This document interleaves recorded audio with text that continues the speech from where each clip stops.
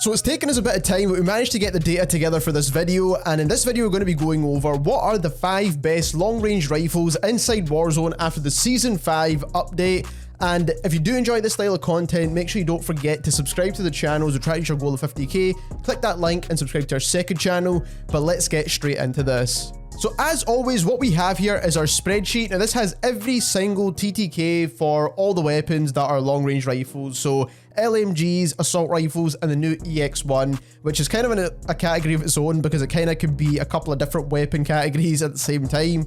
But we're mainly focusing on kind of like a long range assault rifle build for that. So we can do a quick comparison. Now we are using the mix shot locations from the sim.gg website, as you see right here.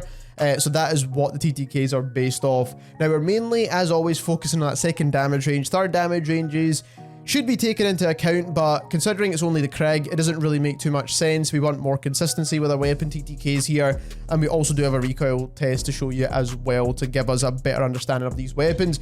But like I said, again, we're going to organize this from the fastest second damage range TTK. We do have the AS44, again, is not really much for a long range rifle. AS-Val, again, similar in that case.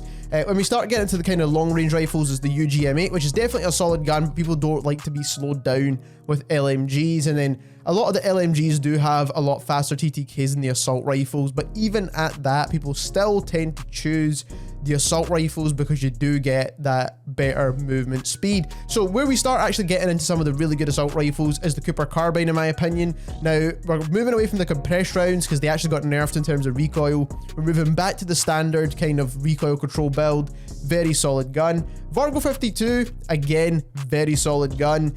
Bar is kind of cool, but in my opinion is not really all that good because the fire rate's a bit too slow. C58 recoil we'll go on to talk about in just a moment as well. XM4 is a solid choice as well. We've got Ram 7 in here, RPD. We've got the Volk, which in my opinion is still more like a sniper support gun. It isn't amazing at range. Then we've got the Fara here as well, M4A1, CR56 AMAX. We've also got some of the lower recoil choices now, so like the Grau, which got a huge buff in my opinion, and it's going to be a very solid choice. The Automaton, we've also got the kind of Brennan here, the Krig as well. But one thing I do want to quickly point out before we move on is the EX1 at long range. If you're using kind of like that fully automatic barrel, or kind of like the faster moving barrel, then you're actually getting some of the slowest TTKs in the entire game, and this gun actually feels like a pea shooter at range. So I would not recommend it when it comes to like a full auto build of this weapon, and that's why this gun doesn't really feel too great. So even though it does have insanely good bullet velocity because it is a laser, it's not really that great in terms of TTK.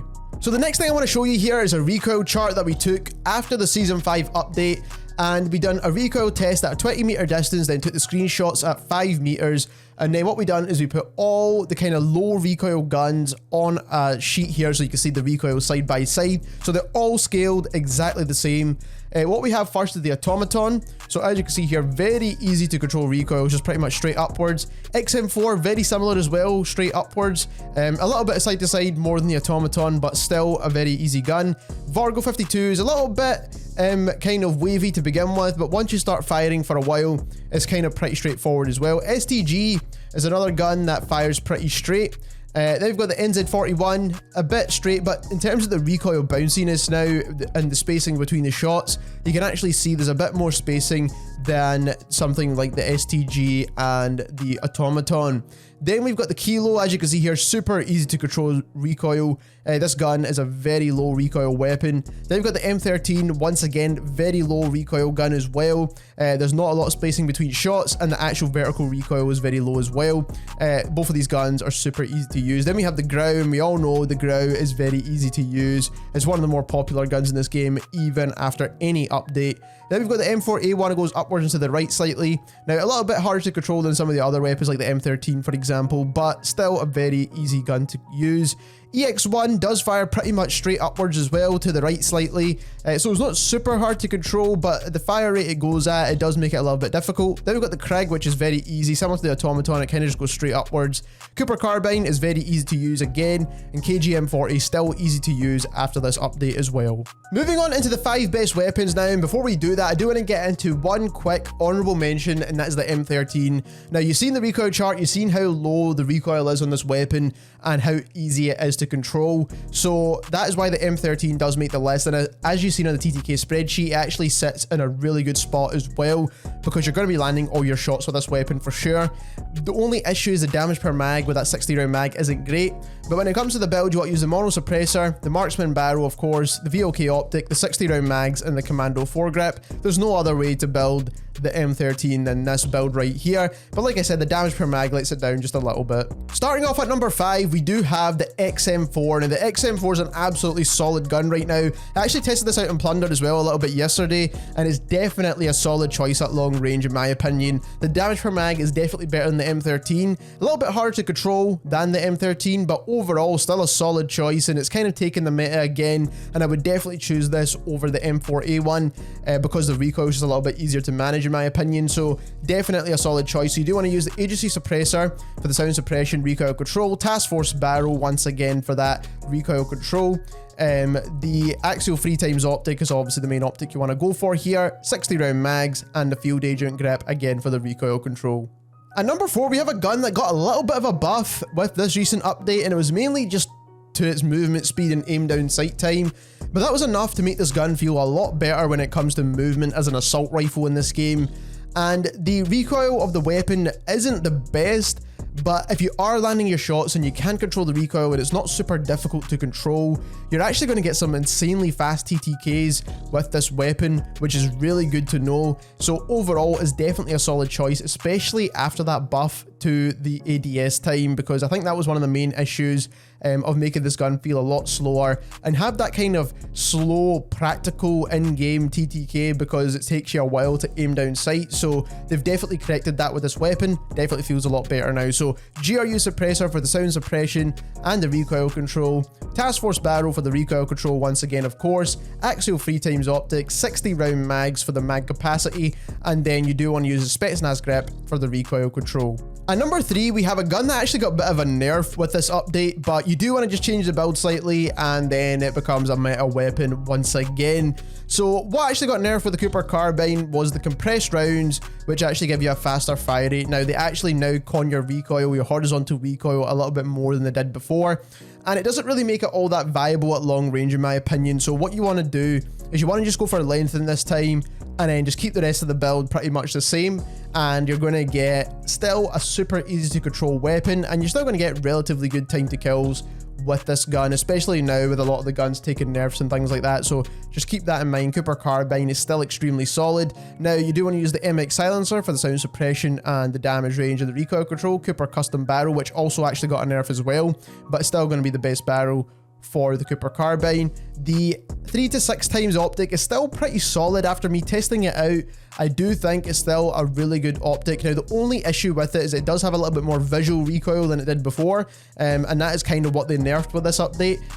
So you will notice a bit more shakiness with the gun, but for the most part you will still land most of your shots. Now if you don't really like this optic, you feel like the recoil is a bit too crazy with it, then go for the G16. It never really got nerfed. It's a little bit less zoom, but it's still a solid optic choice.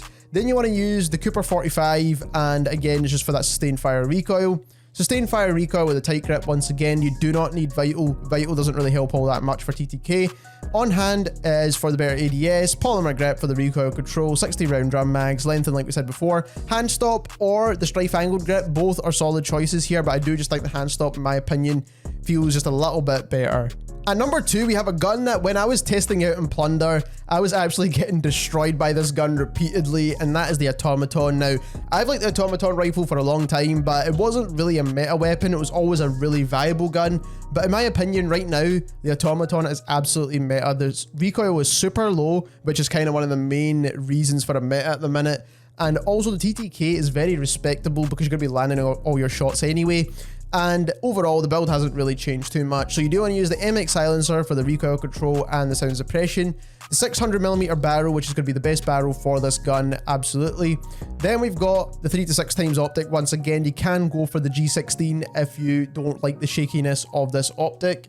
The padded stock is definitely the best at controlling recoil. Tight grip, again, to control the recoil. fully loaded, or you can go for on hand, which is my preference, just for that faster aim down sight time.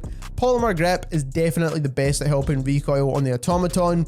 The 75 round, the Sakura mags are going to be the best mags for this weapon. You actually get a really good damage per mag with this gun as well, which makes it absolutely insane. Lengthened and enhanced up under barrel for the recoil control, which now helps with overall recoil. It used to only help with vertical recoil, so now definitely a solid choice there. So overall, Automaton definitely the number 2 spot in my opinion. And there's probably no surprise to you that at number 1 we have the Grau. Now I think they've done it on purpose to make the Grau a meta weapon for the last season of Warzone 1 up until Warzone 2 releases anyway, so it kind of makes sense because this is probably the most liked meta in all of Warzone history pretty much, I think. So the Grau got a buff to its overall damage profile and neck multiplier, and it makes this gun an absolute beast inside Warzone right now.